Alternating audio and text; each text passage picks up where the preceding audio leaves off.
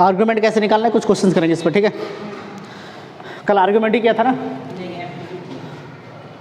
अरे वही तो है, one of the argument amplitude ही तो है।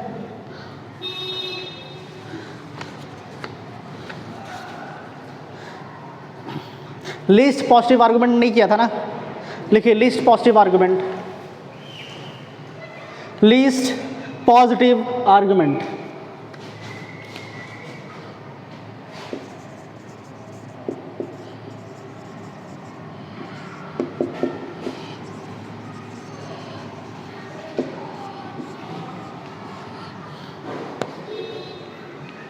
सही आ रहा है क्या?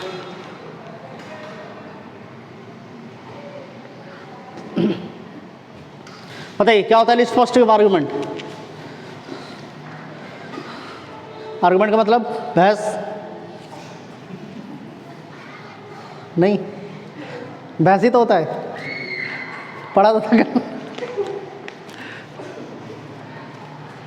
लिखिए, एक लाइन लिख लीजिए। वैसे प्रिंसिपल आर्गुमेंट क्या था? माइनस पाई से पाई। प्रिंसिपल आर्गुमेंट क्या था? अगर प्रिंसिपल आर्गुमेंट की बात करें तो theta is greater than minus pi and is less than is equal to pi, यही तो था।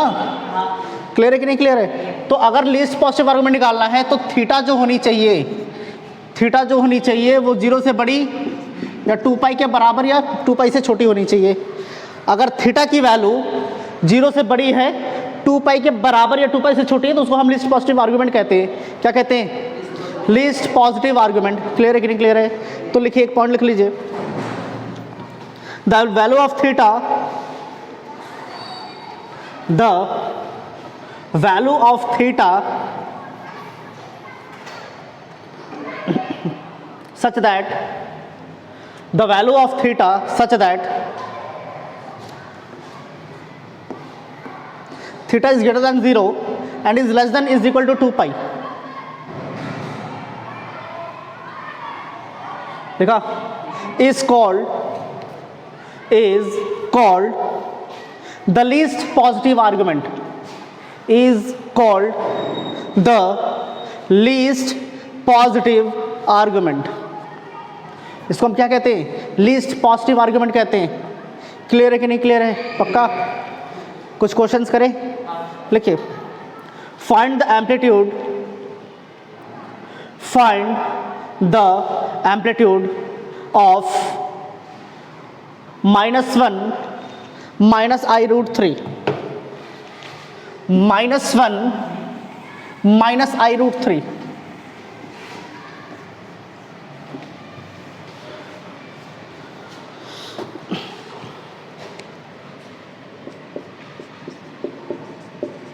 इसका आपको क्या निकालना है?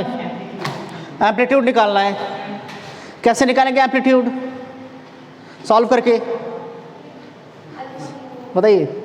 अल्फा निकालेंगे पहले, अरे क्या बात है, जबरदस्त। उसके बाद क्या निकालेंगे? Theta, simple. अल्फा कैसे निकालेंगे? फॉर्मूले से। अरे कौन से फॉर्मूले से?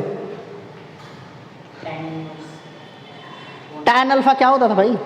अल्फा क्या होता था? ऐसे ही तो निकालते थे, alpha is equal to tan inverse mod of B upon mod of A, ऐसे ही तो निकालते थे, ठीक है।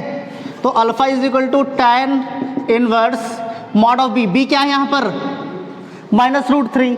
तो माइनस साइन को हम नहीं लेते, सिर्फ हमें पॉजिटिव लेना है, तो √3 हो जाएगा अपॉन ए कितना है?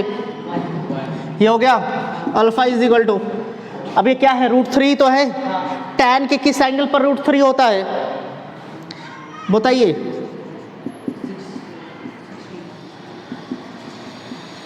टैन π/3 कितना होता है?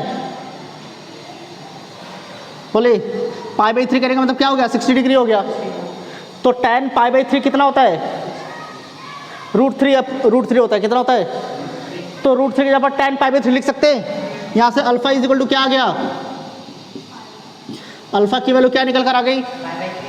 Alpha is equal to π/3। लेकिन ये तो अल्फा है, हमें तो थीटा चाहिए एम्पलीट्यूड। समझ आया कि नहीं आया? यहाँ क्या लिख देंगे? Lies in which quadrant? Z किस क्वाड्रेंट में लाई करता है? बताइए क्यों थर्ड क्यों? रियल भी निगेटिव है, इमेजिनरी भी निगेटिव है। अब अगर ये रियल एक्सिस है तो ये रियल एक्सिस का निगेटिव और ये इमेजिनरी का निगेटिव, तो कौन सा क्वाड्रेंट आ गया? Third quadrant. समझ में आया कि नहीं आया? तो third quadrant, hence theta is equal to, third quadrant के लिए थीटा क्या होता था? थर्ड क्वाड्रेंट के लिए क्या होता था? या तो था केस 3, चेक कीजिए, केस थर्ड क्या था?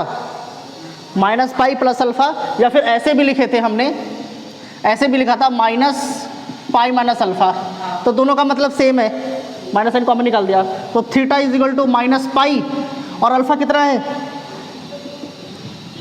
प्लस पाई बाई 3, यही तो है।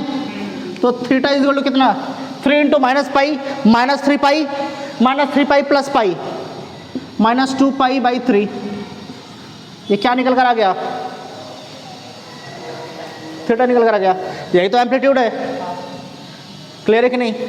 थीटा को हम एम्पलीट्यूड ऑफ जेड भी कहते हैं। क्या कहते हैं? Amplitude of Z. ध्यान रखिएगा। क्लियर है कि नहीं क्लियर है? थीटा कैसे निकालना है? पक्का? कोई डाउट? चलिए नोट कर लीजिए इसको।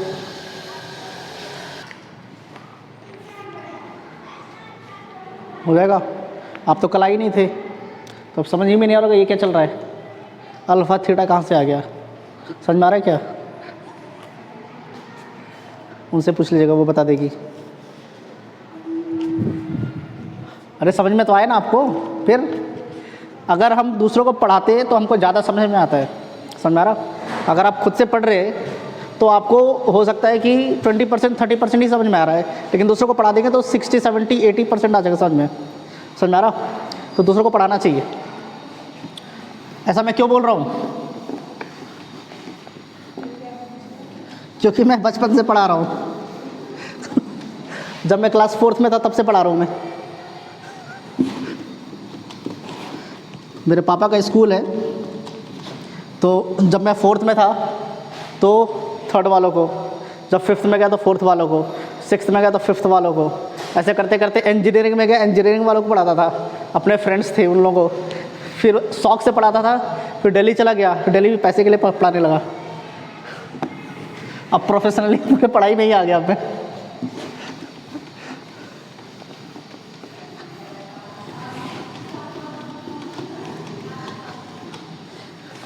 इसलिए पढ़ाएंगे तो ज़्यादा समझ में आएगा। मेरे को बहुत ज़्यादा एक्सपीरियंस है इसका। तो अगर कभी मिले तो दूसरों को पढ़ाई करिए, उससे ज़्यादा समझ में आएगा। ठीक है, एक और एम्पलीट्यूड निकालना है। देखिए z is equal to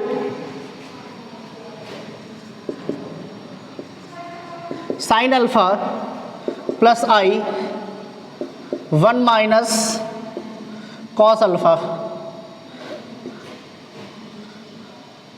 alpha is greater than 0 and is less than pi. ये दे रखा है, आपको बोला है आपको क्या निकालना है? बोलिए। एम्पलीट्यूड निकालना है। कैसे निकालेंगे एम्पलीट्यूड? करिए ट्राई कीजिए।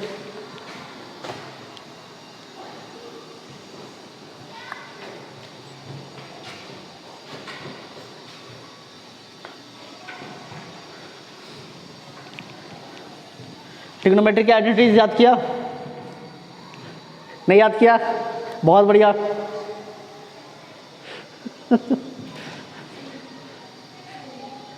याद किया है? क्या बोल रहे हैं? संडे को याद करेंगे, गारंटेड। चले भाई, अगर संडे को याद करें तो बहुत अच्छी बात है। आप कब याद करेंगे? अगले साल के? अच्छा, आज कर लेंगे आप?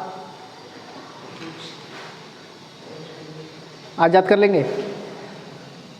आज चलिए। आप कल ही के संडे ना? अच्छा, मेरे को 2024 का संडे वो।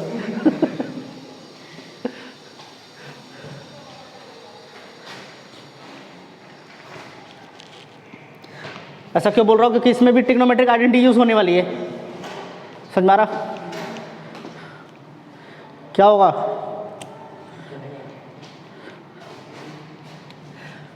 पहले क्या निकालते थे? अल्फा निकालते थे ना। अब यहाँ पर अल्फा क्यों निकालेंगे? अल्फा तो इसके अंदर पहले से ही दे रखा है। तो अल्फा जगह की जगह पर कुछ और ले लेंगे। अब अल्फा लेंगे तो अल्फा अल्फा में तो कन्फ्यूजन हो जाएगा ना, तो अल्फा की जगह पर कुछ और ले लेंगे, फाई ले लेते हैं। क्या ले लेंगे? फाई। तो यहाँ से फाई इज इक्वल टू क्या हो जाएगा? tan इनवर्स क्या होता है यहाँ पर? y क्या है यहाँ पर? 1 माइनस कॉस अल्फा अपॉन यहाँ पर क्या होता है? x। ये कितना है? समझ में आया? अब यहाँ पर tan इनवर्स है तो यहाँ पर tan होना चाहिए ना, तो 1 माइनस कॉस अल्फा की आइडेंटिटी बताइए। पता है मेरे को आप नहीं बता पाएंगे, लेकिन बेइज्जती करने में थोड़ा मजा आता है ना। बेइज्जती करते रहना चाहिए बीच बीच में, तभी आप लोगों को पता चला नहीं, याद करना चाहिए। देखिए 1 माइनस कॉस अल्फा क्या होता है? 2 साइन स्क्वायर अल्फा अपॉन 2 क्या होता है? 2 साइन स्क्वायर अल्फा अपॉन 2। और साइन अल्फा क्या होता है? ये होता है 2 sine alpha upon 2 cos alpha upon 2। ये आइडेंटिटी होती है हाफ एंगल फार्मूला। क्या होता है? Half angle formula. समझ में आया कि नहीं आया? तो न्यूमरेटर में वाला यूज करेंगे, डिनोमिनेटर में नीचे वाला। तो यहाँ से phi is equal to tan inverse within bracket 1 minus cos alpha की जगह पर 2 sine square alpha upon 2 upon 2 sine alpha upon 2 alpha upon 2। यहाँ से 2 कट जाएगा क्या? यहाँ से स्क्वायर और ये कट गया, ठीक है। तो यहाँ से phi is equal to tan inverse sine alpha upon 2 upon cos alpha upon 2। कितना हो जाएगा? साइन अपॉन कॉस क्या होता है?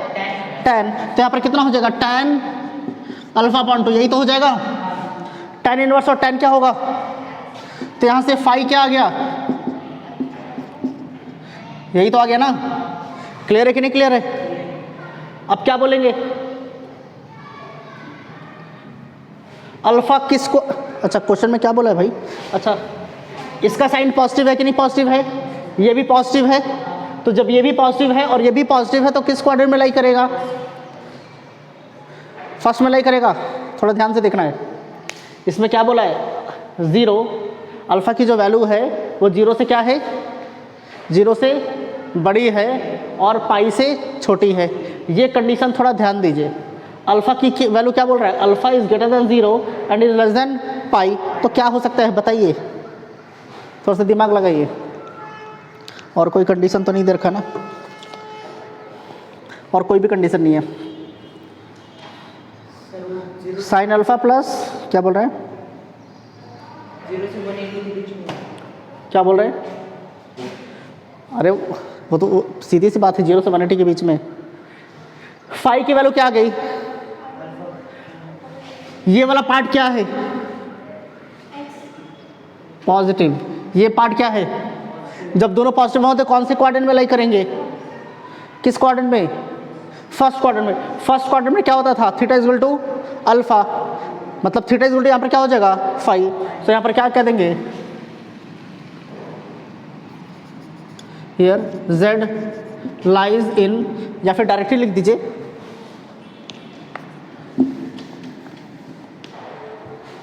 देखिए ये भी पॉजिटिव ये भी पॉजिटिव, फर्स्ट क्वाड्रेंट। तो यहाँ लिख देंगे here amplitude of z is equal to theta is equal to, पहले क्वाड्रेंट में क्या होता है? Theta is equal to alpha होता था, तो यहाँ पर theta is equal to phi होगा। तो यहाँ से क्या हो गया? Alpha upon 2। समझ में आ रहा है कि नहीं आ रहा? कोई डाउट? पक्का? लेकिन कंडीशन यहाँ पर लिखना पड़ेगा। कंडीशन क्या लिखना पड़ेगा? अल्फा को 2 से डिवाइड किया है तो यहाँ पर क्या हो जाएगा? 0.2 हो जाएगा कि नहीं हो जाएगा?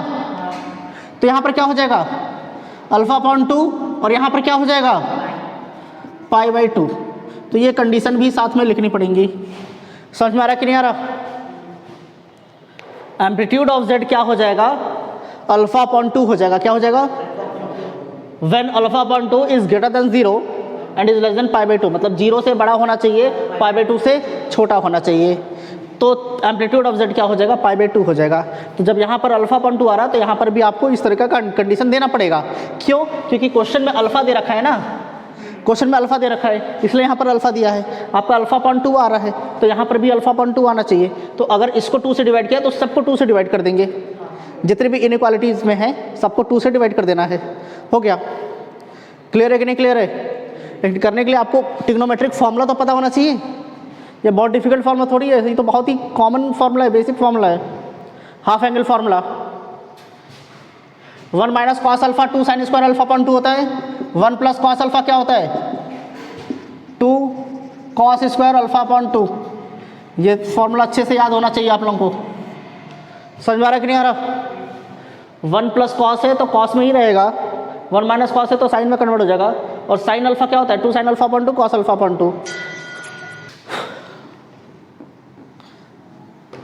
इधर देखिए, अभी फिजिक्स में फॉर्मूला पढ़ा था ना, क्या लिखा हुआ था?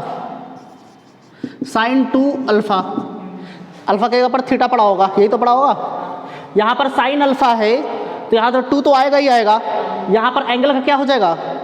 हाफ हो जाता है। एंगल का क्या हो जाएगा? हाफ। तो यहाँ पर 2 है तो यहाँ पर साइन 2 अल्फा है तो 2 तो आएगा ही आएगा। यहाँ पर क्या हो जाएगा? साइन 2 अल्फा का हाफ अल्फा और यहाँ पर कॉस अल्फा। यही वाला तो पढ़ा था आप लोगों ने आज, sine 2 theta is equal to 2 sine theta cos theta. अब ये तो उसमें दे रखा है, लेकिन आप लोग याद करेंगे तब तो। बोले कब याद करेंगे? आज याद कर लेंगे। वो आपने 1 महीने पहले भी ये बात बोला था कि आज कर लेंगे, वो आज अभी तक आया नहीं। बहुत सारे फॉर्मूला हैं, एक दिन में याद नहीं हो पाएगा, तो उसको कई दिन याद करना पड़ेगा। और ऐसा नहीं है कि वो एक दिन याद किया, याद हो गया तो फिर अच्छा हमेशा के लिए याद हो गया। कंफ्यूजिंग है वो, कंफ्यूजिंग। तो उसको कई दिन तक याद करना पड़ेगा आप लोगों को। समझ में आ रहा कि नहीं आ रहा? कुछ दिनों तक जब याद करते रहेंगे तब जाकर वो अच्छे से याद हो पाएगा। ऐसे नहीं कि एक बार याद किया बस हो गया याद, मज़े हो गए, अब तो ज़िंदगी भर याद रहेंगे, अब भूल जाएंगे। हाँ हाँ हाँ जी, सारे फॉर्मूला इसलिए तो ये दिए। क्या बात कर रही है? मतलब वो आपको डिज़ाइनिंग के लिए दिया गया कि बुक भर जाए फॉर्मूला, मतलब एक्स्ट्रा फॉर्मूला दिया होगा कि किताब भर जाए बस, और कहीं यूज़ नहीं होता ऑनलाइन। ऑब्वियसली उस पर क्वेश्चन बनते हैं तभी तो फॉर्मूला है सारे। हाँ सारे। ठीक है, तो उसको हमेशा याद करते रहना है। एग्जाम्पल दूँ आप लोगों को? क ख ग घ याद है क्या आप लोगों को? किसको किसको याद है क ख ग घ? ABCD याद होगा सबको, क ख ग घ याद नहीं होगा। आपको याद है? आपको याद है? आपको याद है? नहीं नहीं नहीं नहीं याद है? याद है? मैं भी ऐसे बोर्ड से था, मैं भी भूल गया था। वो तो मैं बचपन से पढ़ाते आ रहा हूँ बच्चों को, तो मेरे को उनको पढ़ाते पढ़ाते याद हो गया, वरना मैं भी भूल गया था क ख ग घ। ABCD कोई नहीं भूलता, क ख ग भूल जाते हैं। हमारा ऑफिशियल लैंग्वेज है ना हिंदी, हिंदी तो आनी चाहिए। हाँ, हमारा ऑफिशियल लैंग्वेज क्या है? हिंदी है ऑफिशियल लैंग्वेज, तो हिंदी तो आनी चाहिए अच्छे से। राष्ट्रीय लैंग्वेज नहीं है लेकिन ऑफिशियल लैंग्वेज है, तो वो तो आनी चाहिए इससे। तो क ख ग याद कर आइए, पहले फॉर्मूला याद कर लीजिए। तो आज की तरह करेंगे, बाकी नेक्स्ट क्लास में, ठीक है? घर से लेकिन वो ट्रिग्नोमेट्रिक आइडेंटिटीज़ और इस पर कुछ क्वेश्चंस कीजिए ट्राई आप लोग। इसको मजाक में मत लीजिए, बहुत अच्छे क्वेश्चंस कीजिए इसमें, ठीक है? चलिए।